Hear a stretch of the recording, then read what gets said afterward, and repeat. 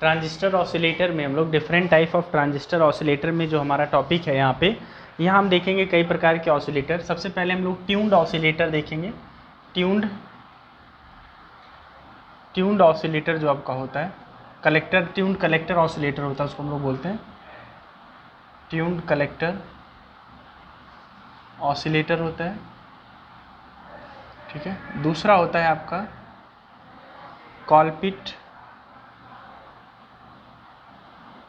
कॉलपिट oscillator.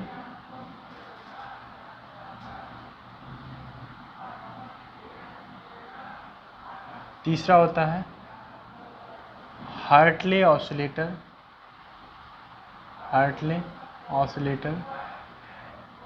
चौथा होता है वेन ब्रिज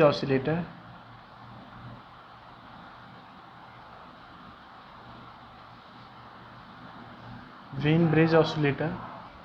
पांचवा आपका होता है आरसी फेज शिफ्ट या फेज शिफ्ट हम बोलते हैं, फेज शिफ्ट ओएस ऑसिलेटर। छठा होता है आपका क्रिस्टल ऑसिलेटर। देखिए ये जो आपको मैं यहाँ ऑसिलेटर बताने जा रहा हूँ ये सब के सब आपके क्या होते हैं, ये सब के सब आपका ट्रांजिस्टर ऑसिलेटर है। तो ये चीज़ आप यहाँ पे ध्यान दीजिएगा, यहाँ पे ट्रांजिस्टर का प्रयोग होगा। तो सबसे पहले हम लोग लेकर के चलते हैं, सबसे पहला हम लोग ऑसिलेटर लेकर के चलेंगे ट्यून्ड कलेक्टर ऑसिलेटर। सबसे पहला ऑसिलेटर होगा हमारा tuned collector oscillator.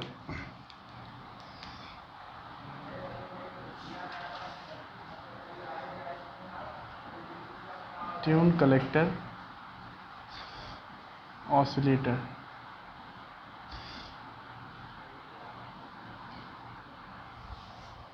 Tuned collector oscillator, ठीक है ना। ट्यून्ड कलेक्टर ऑसिलेटर का अगर हम लोग सर्किट देखा जाए तो सर्किट कैसा होता है देखिएगा, इसको समझने का प्रयास करिएगा। इसमें एक ट्यून्ड सर्किट लगा होता है इसके कलेक्टर में। ट्यून्ड सर्किट क्या होता है भाई, आपको मैंने पढ़ा रखा है ट्यूनिंग सर्किट जो आपको मैंने बताया था, ठीक है ना। इसमें एक इंडक्टर लगा होगा और एक क्या लगा होगा, कैपेसिटर लगा होगा। यहाँ पे आपके पास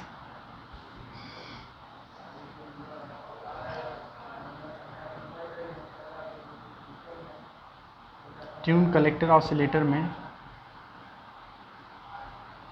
यहाँ जो कलेक्टर लगा है आप ये देखेंगे, ये L1 होता है, ये C1 होता है, ठीक है। यहाँ पे जो आपका टैंक सर्किट जो हमने पीछे आपको पढ़ाया था, टैंक सर्किट याद है सबको, जो हमने टैंक सर्किट पढ़ाया था वही यहाँ पे आप कह सकते हैं लगा हुआ है।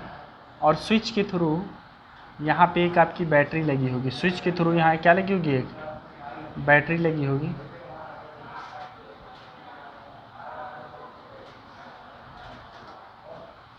ये स्विच के थ्रू आपकी एक बैटरी लग गई।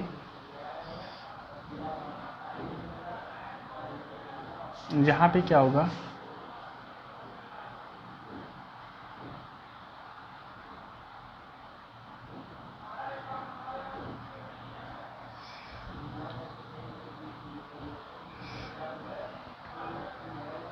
आपका जो होगा L1 और L2, यहाँ पे आपका L2 होता है। L2 जो L1 और L2 का रेशियो आपको दिख रहा है, L1 और L2 में एक चीज़ आप ध्यान रखिएगा, ट्रांसफार्मर एक्शन आपको बहुत अच्छे से क्लियर होना चाहिए।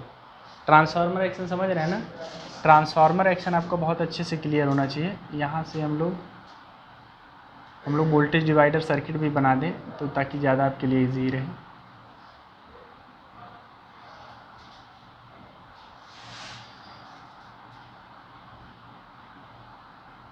इसको हम लोग थोड़ा सा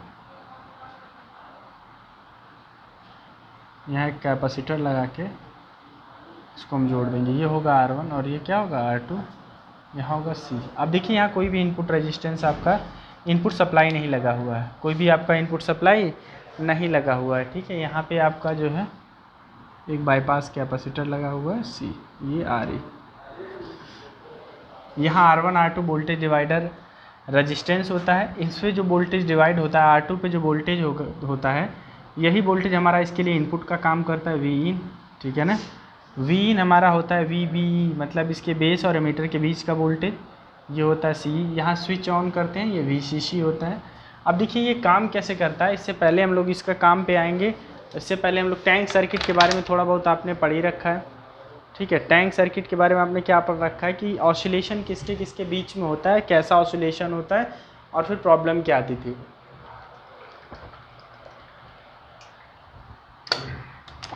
याद है आप लोगों को जब मैंने इसका ऑसिलेशन बताया था तो मैंने एक चीज़ बताया था, एक टैंक सर्किट का ऑसिलेशन जो होता है बच्चों, इसकी फ्रीक्वेंसी मैंने आपको बता रखा था। इसकी फ्रीक्वेंसी किस पे डिपेंड करती है, एल और सी पर। किस पे, F is equal to 1/2 pi under root.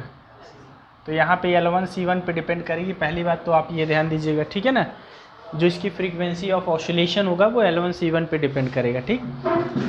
Problem क्या था, जब हमने सिर्फ टैंक सर्किट का हमने ऑसिलेशन कराया था तो आपको याद होगा हमने एक वेव फॉर्म जनरेट किया था जो ऐसे पहले बढ़ता गया था और फिर धीरे धीरे क्या हो रहा था, डम हो रहा, मतलब ये डाउन हो रहा था। तो इसको हम क्या बोल रहे थे, अंडर डैम्प्ड ऑसिलेशन। क्या बोल रहे थे, अंडर डैम्प्ड ऑसिलेशन। ये धीरे धीरे ये क्या हो रहा है, एनर्जी की कमी हो रही ना। इसी एनर्जी को पूरा करने के लिए हमने यहाँ एक ट्रांजिस्टर एम्पलीफायर लगा रखा है। ये क्या करेगा, ये एनर्जी को इसमें जो पूरा कम हो रहा है उसको एम्पलीफाई कर करके बार बार एनर्जी देता रहेगा ताकि ये अंडर डैम्प ना है, ठीक है। अब इसके लिए हमें करना क्या होता है, 360 डिग्री का फेज शिफ्ट। क्या, 360 डिग्री का फेज शिफ्ट, मतलब जैसा हम यहाँ पे इनपुट पे दें वैसा ही हमें फिर से, मतलब यहाँ जैसे आउटपुट पे दें वही फिर से हमें क्या आ जाए, इनपुट में आ जाए। तो आप इसको ध्यान से देखेंगे कि ट्यून्ड कलेक्टर ऑसिलेटर में जो ऑसिलेशन फ्रीक्वेंसी है वो है F is equal to 1/2 pi under root L1 C1। हाँ, अब यहाँ पे जो फेज शिफ्ट होता है हमें दो बातें ध्यान रखनी है, ठीक है।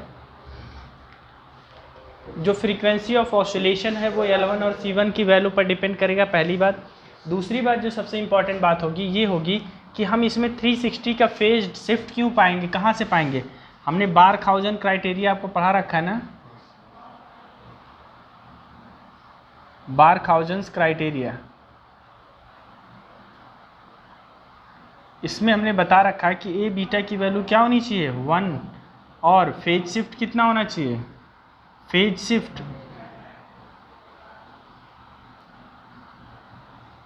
360 डिग्री, मतलब इसको हम बोलते हैं पॉजिटिव फीडबैक होना चाहिए। क्या बोलते हैं, पॉजिटिव फीडबैक। मतलब आपने दो ही कंडीशन इसमें पढ़ ही रखा है, एक लूप गेन 1 होना चाहिए और एक पॉजिटिव फीडबैक होना चाहिए फॉर द ऑसिलेशन पर्पज। मतलब सर्किट में ऑसिलेशन हो इसके लिए हमें ऐसा रखना पड़ेगा, ठीक है ना।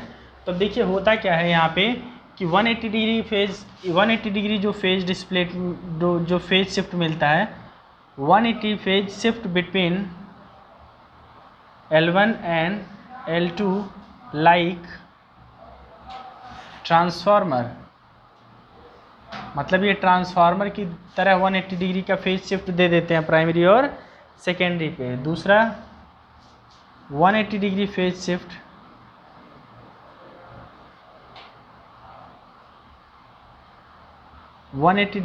Shift obtained by the transistor,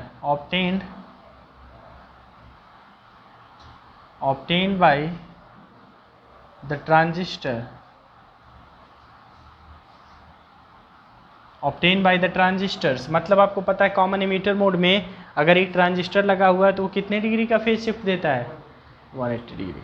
बात क्लियर है ना, कोई कन्फ्यूजन तो नहीं, ठीक है। तो आप एक काम करेंगे, ट्यून्ड कलेक्टर ऑसिलेटर का ये सर्किट्स बनाएंगे। इसमें हमें ज़्यादा कुछ नहीं, देखिए कहानी बताने को बहुत कुछ है लेकिन हमें ज़्यादा कहानी नहीं समझनी है। आप ये समझो, स्विच बंद करोगे, यहाँ से आएगा, कैपेसिटर चार्ज होगा, फिर ये इंडक्टर के थ्रू डिस्चार्ज होगा, फिर इंडक्टर के थ्रू डिस्चार्ज होगा, कैपेसिटर को चार्ज करेगा। मतलब यहाँ से म्यूचुअल इंडक्शन होगा, यहाँ से फिर से इसको इनपुट फीडबैक मिलेगा और यहाँ से जो आउटपुट आएगा 180 डिग्री इससे शिफ्ट होगा, फिर 180 डिग्री यहाँ, टोटल 360 का कंटिन्यूस इसको फीडबैक मिलता जाएगा। तो हम इसके बारे में जो है फ़िलहाल इतना ही समझते हैं। वर्किंग यही है कि जब स्विच को आप बंद करेंगे तो सप्लाई जाएगी, यहाँ C1 चार्ज होगा, फिर L1 के क्रॉस डिस्चार्ज होगा। तो ये प्रक्रिया इसमें चलती रहेगी और ये L1 से जो L2 ट्रांसफ़र होगा वो 180 डिग्री फेज शिफ्ट होकर ट्रांसफ़र होगा और वो जब ट्रांजिस्टर को मिलेगा तो ट्रांजिस्टर से 180 डिग्री फेज शिफ्ट हो जाता है, आपको पता है। तो इसको फिर टैंक सर्किट को कैसा मिलेगा, 360 डिग्री फेज शिफ्ट मिलेगा। और जब 360 डिग्री फेज शिफ्ट मिलेगा मतलब पॉजिटिव फीडबैक, एनर्जी कभी भी डाउन नहीं होगी। तो कॉन्सेप्ट क्लियर है, ये कोई दिक्कत तो नहीं है। आपको जो है ट्यून कलेक्टर ऑसिलेटर में क्या समझना है कि यहाँ पे एक ट्यून सर्किट कलेक्टर पे लगा होता है, ठीक है ना। फ्रीक्वेंसी ऑफ ऑसिलेशन क्या होता है ये भी आपने क्लियर कर लिया, ट्रांजिस्टर क्यों लगा हुआ है ये भी आपने जान लिया, ठीक है। तो ये complete all about the tune collector oscillator था। अगला हम लोग लेकर के चलते हैं आपका हार्टले या कॉलपिट लेकर के पढ़ते हैं, ठीक है। इसको हम लोग जो है इस पर न्यूमेरिकल अगर करना हो तो कैसे करेंगे, न्यूमेरिकल बता दिया जाए इस पर एक एक, ठीक है। न्यूमेरिकल बता देते हैं। चलिए देखते हैं इस क्वेश्चन को। यहाँ पे tune collector oscillator circuit is used in local oscillator of a radio receiver, ठीक है। Makes use of an LC tank circuit with L1 58.6 and C1 300 picofarad. तो हमारे पास अगर हम सॉल्यूशन की बात करें तो इसको सॉल्यूशन के लिए L1 की वैल्यू कितनी है 58.6 इंटू 10⁻³ हेनरी, है ना। और C1 is equal to 300 into 10⁻12 picofarad में -12 आता है, ठीक है ना। तो ये आपका हो जाएगा। अब इसको हमें अगर क्या करना है, लगाना है, तो हम फॉर्मूले में पुट डाउन करेंगे F is equal to 1/2π L1C1। तो यहाँ पे हो जाएगा 1/2π 58.6 इंटू 10⁻³ इंटू 300 10⁻12 फैरड। ये सारी वैल्यूज़ हैं। अगर इनको हम लोग अब सॉल्व करेंगे तो सॉल्व करने पे हमें क्या मिलेगा, लगभग इसको सॉल्व करने के बाद लगभग हमें मिलेगा 1199 किलो हर्ट्ज़। जो एफ़ की वैल्यू आएगी, वैल्यू ऑफ एफ़ आएगी 1199 किलो हर्ट्ज़, ठीक है। 1199 किलो हर्ट्ज़ ये वैल्यू हो जाएगी। इसको जब आप सॉल्व करेंगे तो इसमें कुछ करना नहीं था। फाइनली हमारे पास L1C1 की वैल्यू दे रखा है 2π, आपको पता ही है कांस्टेंट वैल्यू है। L1C1 की वैल्यू पुट किया, इक्वेशन में सॉल्व कर दिया, आ गया, ठीक है। कोई दिक्कत है क्या इसमें। अगला देखते हैं कॉलपिट ऑसिलेटर। अगला देखते हैं कॉलपिट ऑसिलेटर। मिटा दें इसे, न्यूमेरिकल्स आप नोट कर लीजिए, अगर नोट तो कर ही लिया होगा। कॉलपिट ऑसिलेटर,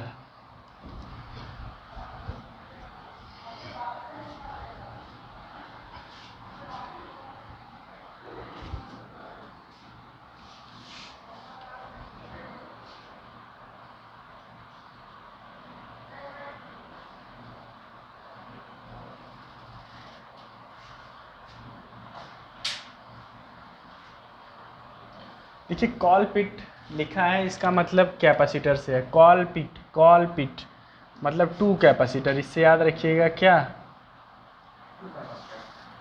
मतलब अगर ये आपको याद हो गया तो कॉलपिट और हार्टले में आप क्या कर लेंगे, डिफ्रेंशिएट कर पाएंगे।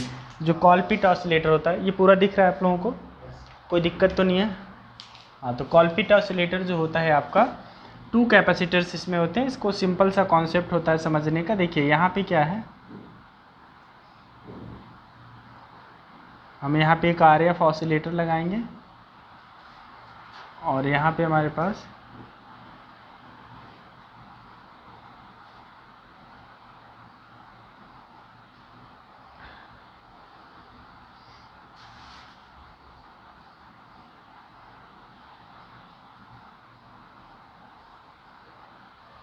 ठीक है ना, ये नॉर्मल सर्किट। इसके बारे में आप बहुत इससे परिचित हैं, मुझे लगता है इससे तो कोई अनजाना नहीं है, ठीक है ना। अब यहाँ पे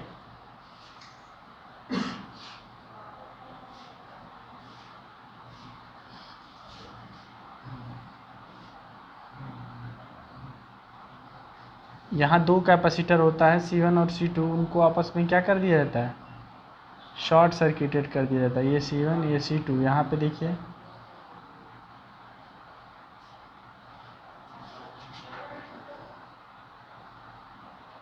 यहाँ पे ये ग्राउंड होगा, तो यहाँ पे ये भी ग्राउंड होगा, यहाँ आपका RL होगा, ठीक है ना। ये आपका C1 C2 हो जाएगा, ये RFC कॉइल हो जाएगा, ये R1, ये C इनपुट है, ये ट्रांजिस्टर आपका NPN प्रकार का ट्रांजिस्टर है, RE और CE, RE और आपका CE। यहाँ पे ध्यान दीजिएगा, ये आपका इंडक्टर होगा जो रेजिस्टेंस के टर्म में बन गया है, उसको हम L बोलते हैं। लोड आपका रेजिस्टेंस होगा, जहाँ पे हमें आउटपुट वोल्टेज लेना होगा, जहाँ हमें आउटपुट वोल्टेज मिलेगा, यहाँ पे आपको आउटपुट वोल्टेज V आउट मिलेगा, ठीक है ना। तो ये आपका है कॉलपिट ऑसिलेटर। कॉलपिट ऑसिलेटर समझ में आ रहा है।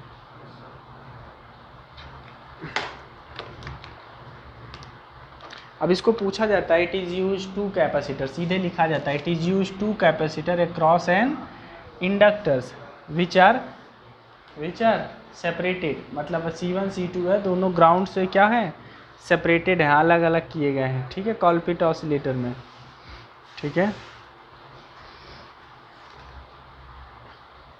अब यहाँ पे जो टैंक सर्किट बनेगा, जो टैंक सर्किट बन रहा है वो कैसे बन रहा है, यहाँ पे जो टैंक सर्किट बन रहा है मैं यहाँ साइड में बना के आपको दिखा रहा हूँ। क्या ये टैंक सर्किट आपको दिखाई दे रही है? यहाँ C1 और C2 और इंडक्टर के बीच में ऐसे टैंक सर्किट बन रहा है, कोई कन्फ्यूजन है क्या? ये टैंक सर्किट है, यहाँ C1 और C2 दो सेपरेटिंग कैपेसिटर हमने लगाया है। चूँकि दोनों सीरीज़ में होते हैं तो इसलिए हम C इक्विवेलेंट जो मान के चलते हैं वो C1 C2 अपान C1 प्लस C2। बात क्लियर है ना? ये C1 और यहाँ पे जो ऑसिलेशन ऑफ फ्रीक्वेंसी होगा वो ऑसिलेशन ऑफ फ्रीक्वेंसी होता है 1/2 pi under root LC equivalent. यहाँ पे C इक्विवेलेंट हम लोग लेकर के चलते हैं एनी टाइम। क्यों? क्योंकि C की वैल्यू यहाँ पे इस तरीके से है। बात क्लियर है ना? हाँ, तो ये आप इसको ध्यान में रखेंगे। अब यहाँ पे आउटपुट ऑफ एम्पलीफायर जो होता है वो C1 पे आपका जो है प्राप्त होता है। जो आउटपुट ऑफ एम्पलीफायर है तो वो कहाँ मिलता है? C1 पे मिलता है। और फीडबैक डेवलप होता है कहाँ पे? C2 पे। फीडबैक कहाँ डेवलप होता है? C2 पर। फीडबैक हमारा C2 पे डेवलप होता है। तो अगर यहाँ C1 और C2 से फीडबैक, C2 पे जो ड्रॉप होता है वही इसके लिए फीडबैक का काम करता है, और C1 पे जो होता है वो आउटपुट्स के लिए काम करता है, ठीक है। तो अब देखिए यहाँ पे कहानी क्या होती है। जैसे हम थोड़ी देर के लिए मान लें ये C1 C2 दो वोल्टेज डिवाइडर कैपेसिटर हैं, ये C1 और ये C2। बात समझ रहे हैं ना? यहाँ का जो वोल्टेज है वो फीडबैक वोल्टेज है, वो कौन सा वोल्टेज है, और यहाँ का जो वोल्टेज है वो आउटपुट वोल्टेज है जिसको आप ले करके चल रहे हैं। तो अगर हमें फीडबैक वोल्टेज देखना है तो हमें पता है कि हमें इसका फ्रैक्शन निकालना है। तो बीटा इज इक्वल टू क्या होता है? फीडबैक वोल्टेज अपान आउटपुट वोल्टेज। तो अगर हमें यहाँ निकालना है तो इसी की जगह पे हम लिखेंगे क्या? XC2 अपान XC1। बात समझ रहे हैं ना भाई? XC2 मतलब इसके क्रॉस का वोल्टेज, हमें फ्रैक्शन फीडबैक वाला वोल्टेज निकालना है ना, तो XC2 अपान XC1। ये बात समझ में आई? अब अगर इसको हम सॉल्व करें तो यहाँ से आपको बीटा इज इक्वल टू मिल जाएगा C1 अपान, बात क्लियर है ना? तो यहाँ से आपका बीटा फ्रैक्शन निकल के आ जा रहा है, सॉरी यहाँ C2 अपान C1 नहीं, C1 अपान C2 ही होगा। XC2 होगा 1/2 पाई FC ना, XC2 अपान, तो ये हो जाएगा, ये सही जवाब है इसका, ठीक है। तो अब यहाँ फ्रीक्वेंसी ऑफ ऑसिलेशन की जो वैल्यू होगी वो क्या होगी? 2 pi under root LC equivalent, 2 pi under root LC equivalent. कोई दिक्कत तो नहीं है, कोई परेशानी इसमें?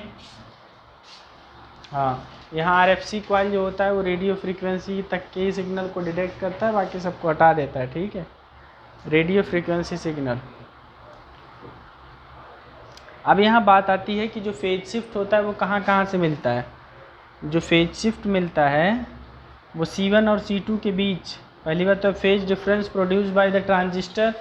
एक तो हमारा फेज कौन बिगाड़ रहा है? ट्रांजिस्टर, ठीक है ना, 180 डिग्री का फेज शिफ्ट देता है। और C1 और C2 इस तरीके से अगर आपके गैंग्ड करे गए हैं, मतलब इस तरीके से दोनों को आइसोलेट किया गया है, तो एक C1 से दूसरे C2 में जो जाने वाली है आपकी क्या होगी, करंट, वो 180 डिग्री क्या हो जाएगी, फेज शिफ्ट हो जाएगी। तो इस बात को आप बिल्कुल अच्छे से ध्यान देंगे। तो यहाँ पे 180 डिग्री का फेज शिफ्ट कौन दे रहा है, ट्रांजिस्टर।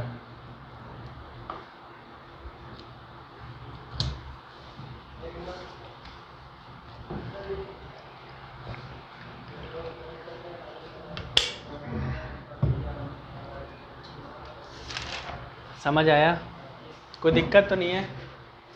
कॉलपिट ऑसिलेटर समझ में आ गया?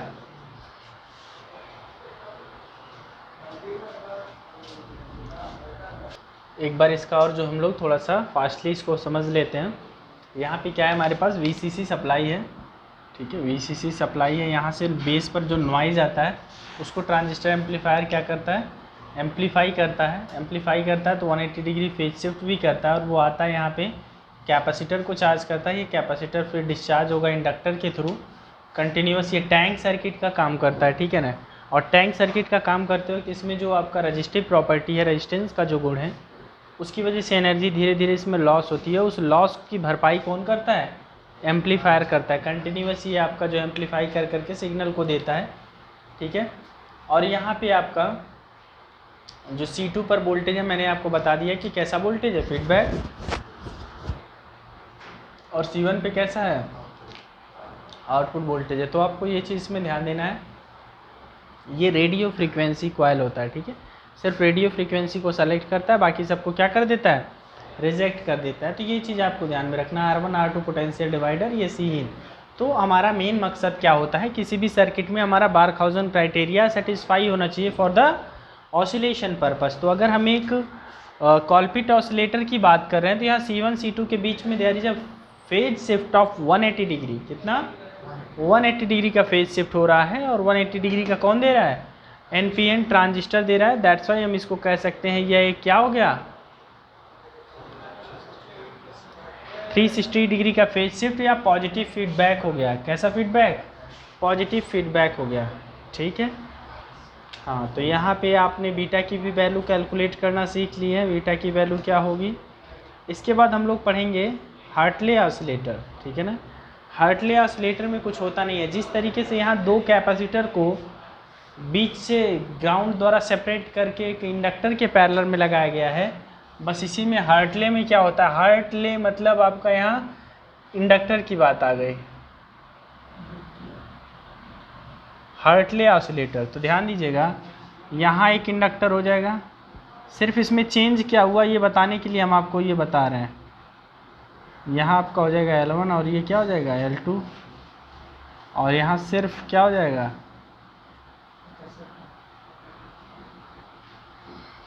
बात समझ में आया। तो दिस इज़ नथिंग बट, ये क्या है, एक, ये क्या है भाई, एक हार्टले ऑसिलेटर है। ध्यान दीजिएगा, यहाँ आउटपुट कैपेसिटर भी कुछ जगहों पे लगा होता है। कोई कंफ्यूजन तो नहीं है, इसको बनाइए पूरा। अब यहाँ पे अच्छा फ्रीक्वेंसी ऑफ ऑसिलेशन पहले वाले में लिखा दिया है ना। अब देखिए इसमें जो फ्रीक्वेंसी ऑफ ऑसिलेशन आएगा बच्चों, सेम टू सेम वैसे ही काम ये भी करेगा। यहाँ जो फ्रीक्वेंसी ऑफ ऑसिलेशन आएगा वो f इज इक्वल टू आएगा 1/2 पाई अंडर रूट CLT, ठीक है। और यदि यहाँ पे L1 L2, if L1 and L2 are इंडक्टेंसेस,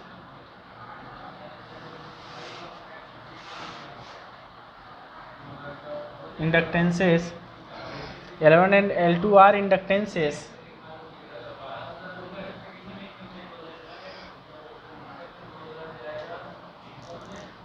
and M is mutual inductance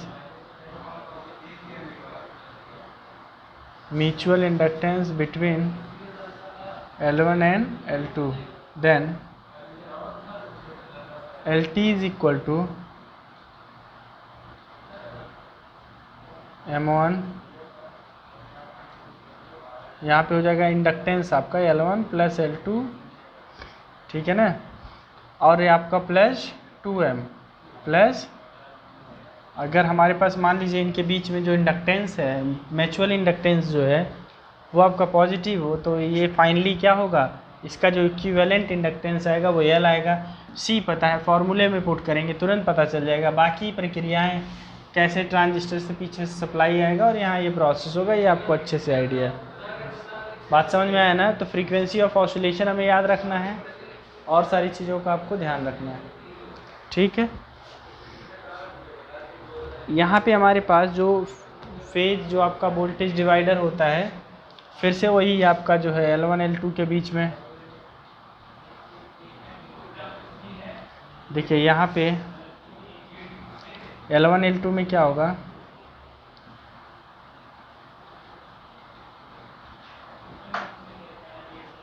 यहाँ हो जाएगा, अगर हमें वोल्टेज डिवीज़न रूल लगाना है तो बीटा इज इक्वल टू होता है XL2 अपान XL1। तो XL2 की वैल्यू क्या है, 2 पाई FL L2 अपान L1, ये बीटा की वैल्यू हो गई।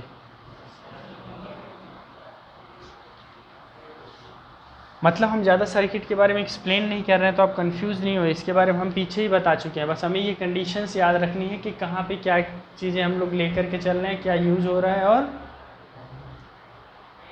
क्या फाइनली उसके फार्मूले जो हमें याद रखने पड़ेंगे, ये ठीक है। ये सब चीज़ें आप अपने एकदम ध्यान से रखेंगे, ठीक है ना, क्योंकि इस पर जो क्वेश्चन बनना है वैसे बनेगा भी। मैं एक क्वेश्चन करा दे रहा हूँ। इसमें L1 L2 जो आपके पास है क्या करेगा, 2 कॉइल का देगा, एक हार्टली ऑसिलेटर है, उसका म्यूचुअल, दोनों कॉइल्स के बीच में म्यूचुअल इंडक्टेंस कुछ दे देगा, L1 L2 की वैल्यू दे देगा और C की वैल्यू दे देगा। तो आपसे कहेगा बताइए फ्रीक्वेंसी ऑफ ऑसिलेशन। सबसे जो टफ टास्क इसमें मान के चलते हैं बच्चों का वो ये होता है, क्योंकि कुछ फार्मूले आते हैं उसमें -2M होता है। -2M उस फार्मूले में होता है जो आपकी क्या होते हैं, म्यूचुअली आपके जो होते हैं सब्ट्रैक्टिव होते हैं, मतलब म्यूचुअल इंडक्टेंस सब्ट्रैक्ट होने के नेचर में होती है, अट्रैक्ट नहीं होती है। बात क्लियर है ना। हाँ, तो ये आपको एकदम बहुत अच्छे से ध्यान होना चाहिए। तो फिलहाल इस पे जो है, इस टॉपिक पे इसको इतना ही रखते हैं, अगले उस पे चलते हैं। फीडबैक फ्रैक्शन आपने देख लिया ना, फीडबैक फ्रैक्शन कैसे निकालेंगे, L2 अपान C1 अपान C2 हमने देख ही लिया, और ये आपका जो है L2 अपान L1 हो गया। अब इसमें जो है फ़िलहाल इसको जो है हम एक न्यूमेरिकल इस पे कर लेते हैं, एक न्यूमेरिकल कर लेते हैं, फिर आगे हम लोग इस पर डिस्कस करते हैं।